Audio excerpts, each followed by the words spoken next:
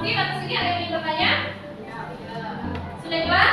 Jelas. Oke, kalau sudah jelas, lanjut Bu lagi.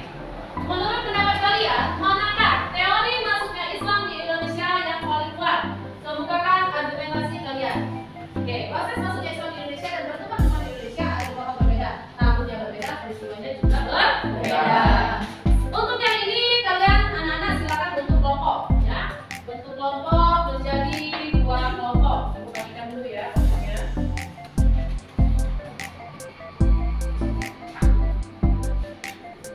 Kelompok 1 dan kelompok 2. Kelompok 1 di sini, ya. Kelompok 2 dan di sebelah sini. Oke, kita.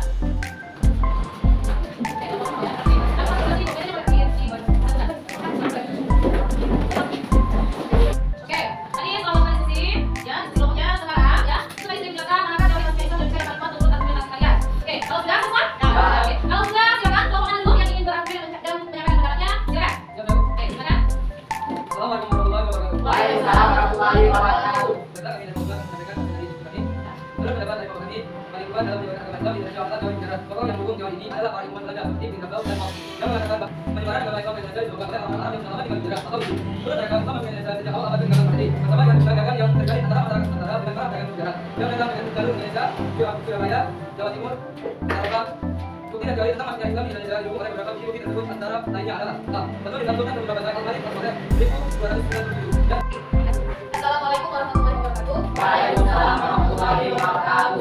Menurut pendapat kami, teori yang paling kuat dalam penyebaran agama Islam di Indonesia adalah bukan teori sejarah. Akan tetapi, para ahli yang mendukung teori ini menyatakan bahwa abad 13 sebagai kekuatan politik Islam. Jadi maksudnya fenomena tersebut terjadi dalam sebelumnya yang menuju dan yang berperan besar dalam proses penyebarannya adalah usaha sendiri. Hingga kini, teori A dianggap sebagai teori yang paling kuat. Teori A atau teori mutlak adalah teori yang dianggap sebagai teori paling kuat yang didasari oleh pendapat dari Thomas Samuel, Rawood, Milan, dan Holliday yang mengungkapkan bahwa teori mutlak merupakan Islam yang berasal dari Arab. Pendapat ini didasari dari kesamaan masalah antara Muhammadiyah dan Taliban dengan mazhab Syafi'i. Hamka adalah salah satu orang yang setuju dengan teori ini. Selain alasan kesamaan masalah, Hamka juga berpendapat bahwa Bulan Raja Masa adalah Malik, bukan salah ataukah yang disebut Bulan Raja Persia dan India. Baik, itu saja dari kelompok kami. Wassalamualaikum warahmatullahi wabarakatuh. Waalaikumsalam warahmatullahi wabarakatuh. Baik, ada lagi yang ingin meneruskan pendapatnya atau argumennya, silakan.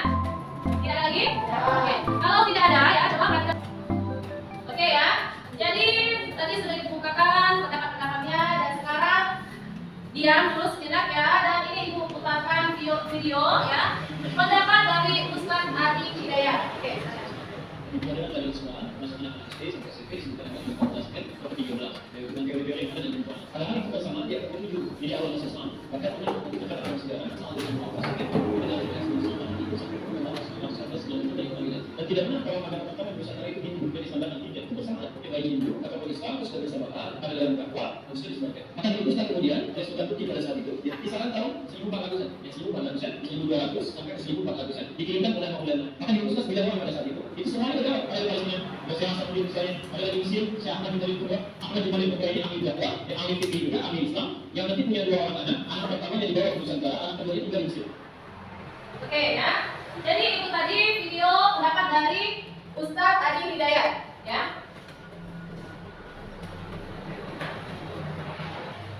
Oke ya. Jadi sudah tadi beberapa argumen yang disampaikan oleh pendapat anak-anak sekalian ya, kelompok 1 dan kelompok 2. Dan tadi sudah menyaksikan video yang sudah disampaikan oleh Ustaz Adi Hidayat. Jadi kesimpulannya ya, masuknya Islam di Indonesia itu pada abad keberapa tadi? Abad ke-7 ya, jauh sebelum teori Gujarat ya. Jadi pada abad ke-13 Masehi. Sebelum itu sudah masuk Islam pada abad ke-7 Masehi ya. Ditemukannya apa tadi? Ditemukannya makam di Baros yang bertuliskan aksara Arab ya. Jadi menurutnya itu sudah jelas pada abad ke-7 Islam sudah masuk Indonesia. Baik ya, sampai di sini ada yang ingin ditanyakan? Tidak ada?